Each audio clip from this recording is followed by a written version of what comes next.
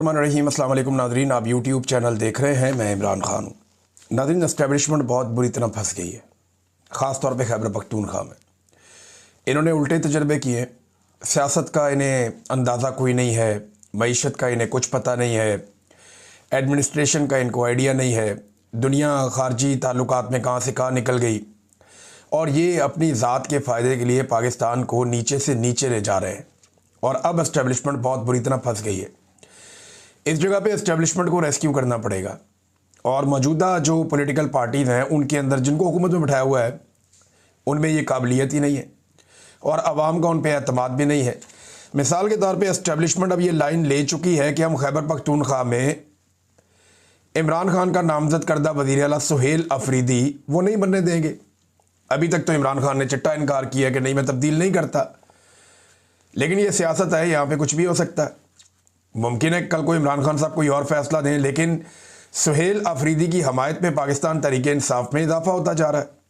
वो वहाँ पे काफ़ी तगड़ा हो गया।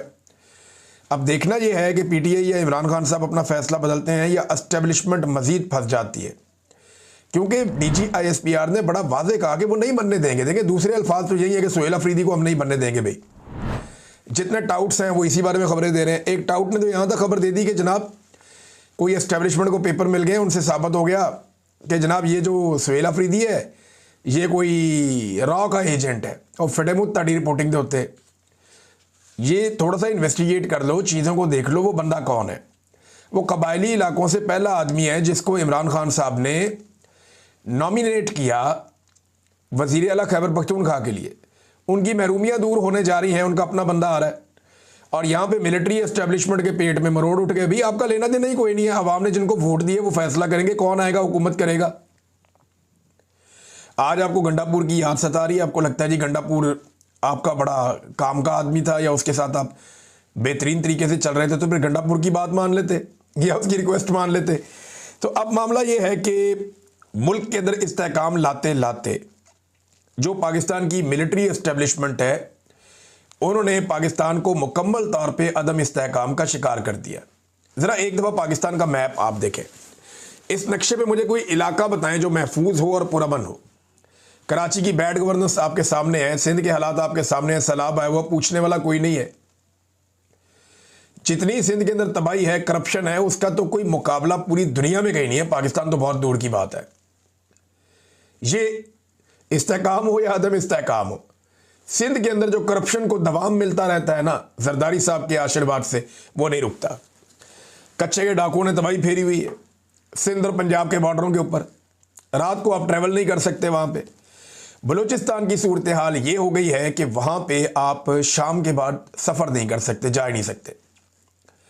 बलूचिस्तान में मैंने आपको पिछले वीलॉग में बताया सिर्फ दो चीज़ें महफूज हैं, एक मादनियात के ट्रक और दूसरा ईरान से स्मगलिंग होने वाला तेल। बाकी हर चीज़ बलूचिस्तान में जो है वो टारगेट की जाती है, और ये हम सब अच्छी तरह जानते हैं। और इनमें माल किसकी जेब में जाता है ये भी सब जानते हैं। जो बॉर्डर पे हैं उन्हीं की मर्जी से स्मगलिंग होती है, वरना कैसे हो सकती है। तो बलूचिस्तान का तो बेड़ा ही गर्क कर दिया, कोई भी वहाँ महफूज नहीं है। खैबर पख्तूनख्वा के कबायली इलाकों की हालत भी इससे मुख्तलिफ नहीं है। रोज़ाना धमाके, गोली बारूद, हमला, बच्चों की शहादतें, ख़वातीन की शहादतें, मासूम शहरी जाँ बहक हो रहे हैं। अभी DI खान के अंदर एक अटैक हो गया, उसमें पुलिस वाले जाँ बहक हो गए। तो लगातार खैबर पख्तूनख्वा के कबायली इलाकों में भी यही चल रहा है, वहाँ पे भी इस्तेहकाम नहीं आने दिया। अफ़गानिस्तान से एक नई लड़ाई शुरू कर दी। अब अफ़गानिस्तान के बारे में मैं बताऊँ, देखें, वो अफ़गानी भी कहते हैं कि अमेरिका से और रशिया से पूछ लें, आप हमसे लड़ना चाहते हैं तो आप उन दोनों से पूछ लें। रूस जो है वो एक सुपर पावर था, अमेरिका जो है वो दूसरी सुपर पावर था। वो दोनों जान छुड़ा के निकले हैं इन पहाड़ों में से। अब पाकिस्तान की मौजूदा मिलिट्री एस्टेब्लिशमेंट इन पहाड़ों से क्या निकालना चाहती है? देखिए, मादनियात तो बहुत है यहाँ पे, लेकिन जिस चक्कर में हम अफगानिस्तान के साथ लड़ाई कर रहे हैं उसका नतीजा क्या हमारे हक में निकलेगा, या हम कई दहाइयों तक लंबी एक लड़ाई के अंदर फिर झोंके जाएंगे, फिर एक लड़ाई में चले जाएंगे ना। भारत कितनी समझदारी का मुजाहरा कर रहा है, हालांकि वो इंतहाई एंटी तालिबान है भारत के लोग, लेकिन वो ये समझते हैं कि ताल्लुकात रखने पड़ेंगे, और वो अक्लमंदी से अपने खारजी ताल्लुकात बना रहे हैं। अफगानिस्तान के साथ, और पाकिस्तान अपने हमसायों से बिगाड़ता चला जा रहा है 7 समंदर पार अमेरिका को खुश करने के लिए। फिर भारत से हमारी दोबारा लड़ाई होने वाली है।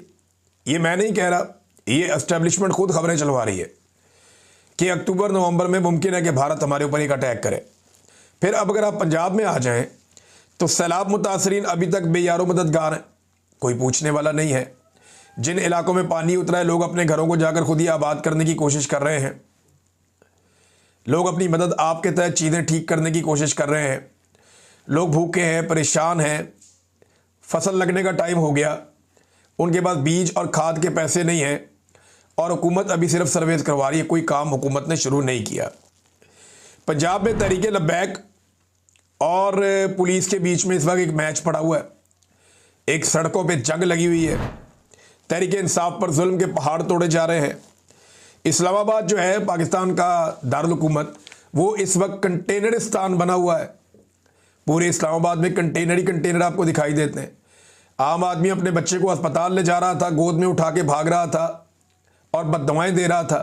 मोटरसाइकिल वाला था बेचारा अकेला, एक आम शहरी, उसको पुलिस वालों ने पकड़ के मारना शुरू कर दिया कि यहाँ से तुम गुजरे कैसे हो। भाई वो जा रहा है, उसको जाने दो, एक आदमी क्या कर लेगा। लेकिन नहीं, इस्लामाबाद को एक नो गो एरिया बना दिया, सारे रास्ते बंद कर दिए, कंटेनर लगा लगा के तबाह कर दिया। ऐसा लगता है इस्लामाबाद नहीं है, कोई समंदर के किनारे कोई पोर्ट है, कोई बंदरगाह है जहाँ पे कंटेनर ही कंटेनर्स पड़े हुए हैं। आज़ाद कश्मीर में एक अलग टाइम बम लगा हुआ है। आज 11 तारीख है, 19-20 तारीख तक का टाइम है इस हुकूमत के पास मुतालबात तस्लीम करने का। अब मुतालबात तस्लीम करने की बजाय इन्होंने आज़ाद कश्मीर में जो अवामी जॉइंट एक्शन कमेटी के रहनुमा है उनके ऊपर मुकदमा दर्ज कर दिए।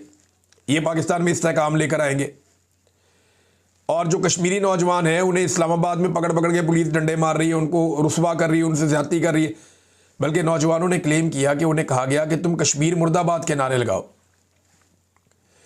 उन्होंने डंडे खा लिए, मार खा ली, लेकिन उन्होंने कहा जी हम ये नारे नहीं लगाते। फिल्मों में हम ये देखते थे ऐसा जुल्म और जबर, लेकिन हमने कभी हकीकी ज़िंदगी में तसव्वुर नहीं किया था जो इस्लामाबाद पुलिस ने अब किया कश्मीर के नौजवानों के साथ, बकौल उन नौजवानों के। तो आज़ाद कश्मीर में भी एक टाइम बम सिचुएशन है, टाइम गुजर रहा है, किस वक्त वहाँ धमाका हो कुछ आप कह नहीं सकते। फिर गिलगित बल्तिस्तान में लगातार एहतजाज चल रहा है, वहाँ पे तजारत रुकी हुई है। वो लोग कह रहे हैं जी हमारे वसाइल पे जो कब्जा किया जा रहा है मिलिट्री एस्टेब्लिशमेंट की जानिब से, वो बंद होना चाहिए। अब एक सूबे में हुकूमत ही नहीं है इस वक्त, और वो भी सिर्फ मिलिट्री एस्टेब्लिशमेंट की जिद की वजह से। वज़ीर आला ने इस्तीफ़ा दिया, गवर्नर कहता मुझे मिला ही नहीं, हालांकि मिलते ही मंजूर हो जाता है ऑटोमेटिकली। कानून ये कहता है कि जैसे ही वज़ीर आला का इस्तीफ़ा मौसूल हो गया गवर्नर को, वो ऑटोमेटिकली एक्सेप्ट हो गए। ये मुझे सिद्दीक जान साहब ने बताया कि बड़ा सादा है ये। लेकिन अब मामला ये है कि एस्टेब्लिशमेंट की जिद है, इसको हम वज़ीर आला नहीं बनने देंगे। अवाम की जिद है, ये हमारा वज़ीर आला है, हमारे लीडर ने कहा हुआ है, तो एस्टेब्लिशमेंट अपने आप को बंद गली में ले गई। अब अगर ये इसको वज़ीर आला बनने देते हैं तो वो अवाम की ताकत से और अपने लीडर की विल से वज़ीर आला बनेगा, तो फिर तो वो एस्टेब्लिशमेंट की बात नहीं सुनेगा। उनमें कॉन्फिडेंस आ जाएगा कि हम एस्टेब्लिशमेंट की मर्जी के बगैर चीज़ें कर सकते हैं। और अगर एस्टेब्लिशमेंट नहीं बनने देती तो एस्टेब्लिशमेंट एक नई लड़ाई के लिए तैयार रहे। यहाँ पे खैबर पख्तूनख्वा में बड़ी चितरौल होगी पॉलिसी की, और वो इसलिए होगी कि लोग नहीं मानेंगे ये बात। मैं खैबर पख्तूनख्वा के चप्पे चप्पे में फिरा हूं। ये जब मैं बहुत मुश्किल हालात देख रहा था, भाग दौड़ में लगा हुआ था, कभी किसी पहाड़ पे, कभी किसी जगह पे, कभी कहीं में रहता था, लोगों से मुलाकातें भी होती थी बेशुमार, और बाज़ वक्त मैंने बड़ा अच्छा भी गुजारा खैबर पख्तूनख्वा में।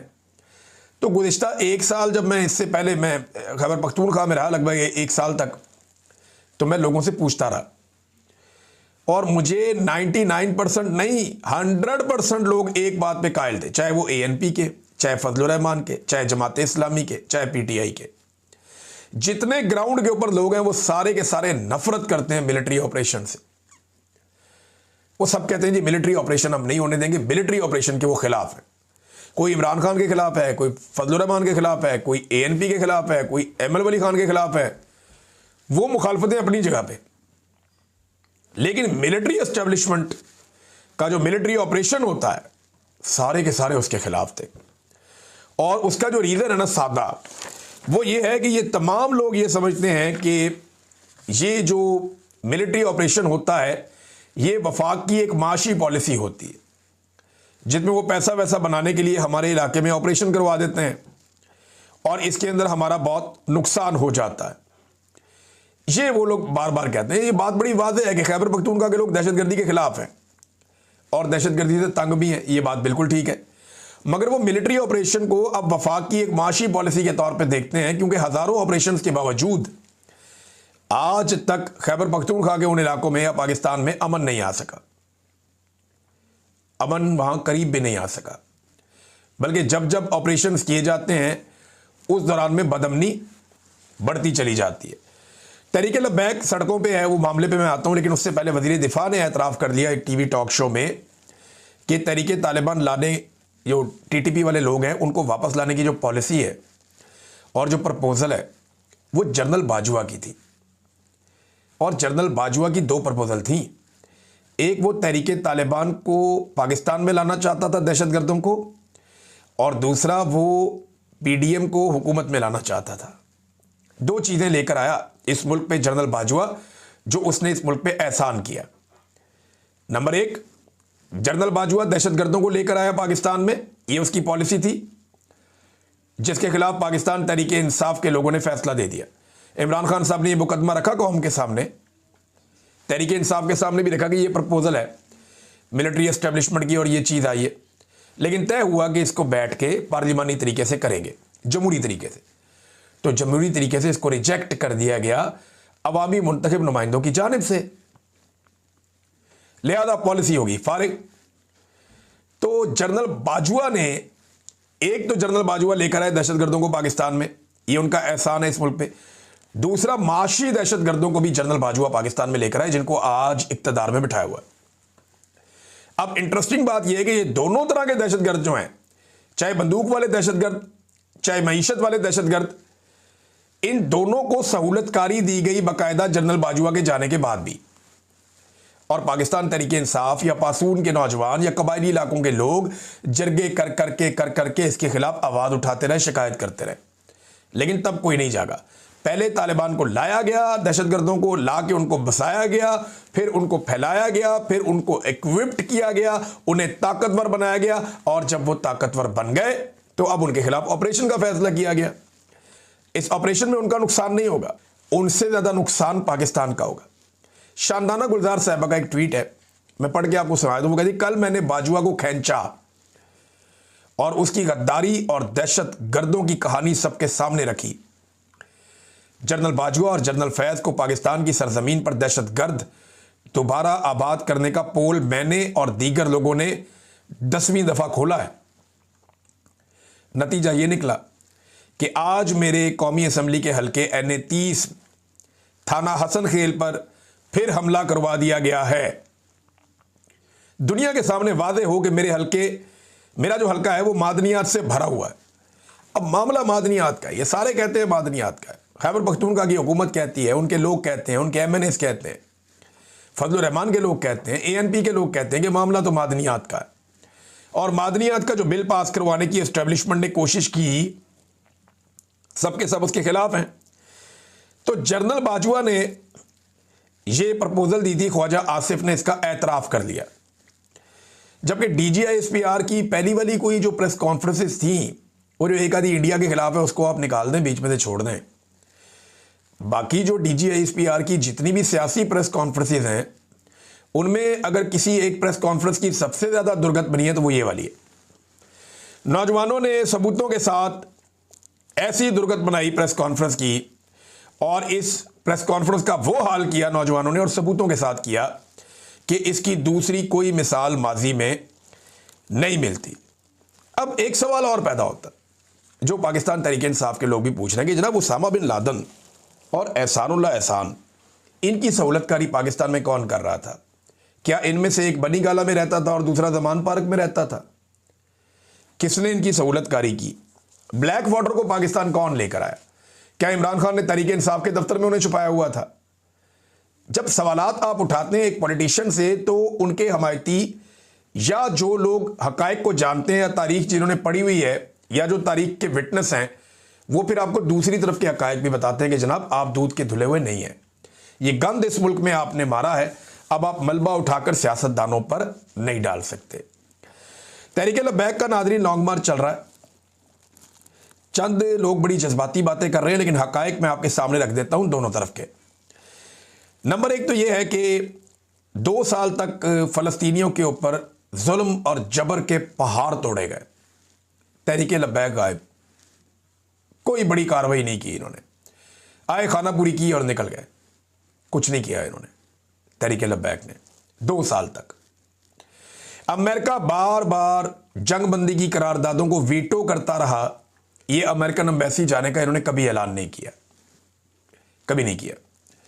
बड़ा जुल्म हुआ, बड़ा जबर हुआ, अस्पतालों पे अटैक हुए, सहाफ़ी कत्ल हो गए, उलमा कत्ल हो गए, ईरान के ऊपर अटैक हो गया, इसराइल ने तबाही फेर दी वहां पे, लेकिन ये नहीं बोले तहरीक लब्बैक वाले, उस बीच में चुप रहे। बल्कि इस दौरान वो पाकिस्तान तहरीक इंसाफ पर जो जुल्म और जबर हो रहा था उस पर आवाज़ें कसते रहे और उनको ताने देते रहे। इनकी क़यादत जो है वो मिंबर रसूल के ऊपर बैठ के सल्लल्लाहु अलैहि वसल्लम, गंदी और घटिया जुबान वहां पे ये लोग इस्तेमाल करते रहे मिंबर रसूल सल्लल्लाहु अलैहि वसल्लम पे बैठ के, जो ज़ेब नहीं देती किसी भी आलिम को, किसी भी दीन को जानने वाले शख्स को। तो लंबी खामोशी के बाद बड़े अजीब वक्त पर उन्होंने एहतजाज का ऐलान किया, और एहतजाज का ऐलान के लिए फिर कोई 8-10 दिन का टाइम दे दिया कि हम एहतजाज करेंगे फलाने दिन पे। अच्छा, जो ऐलान है ना, ये बात भी हमें ज़हन में रखनी पड़ेगी कि तहरीक लब्बैक ने जो ऐलान किया वो इसराइल के हवाले से जो पॉलिसी है हुकूमत की बदलती हुई, उसके खिलाफ किया। लेकिन ये पॉलिसी आज तो नहीं बदली, ये तो हम आपको 2 साल से बता रहे हैं कि जो भी निकलता है फ़लस्तीन का झंडा उठा के उसको मारते हैं ये लोग।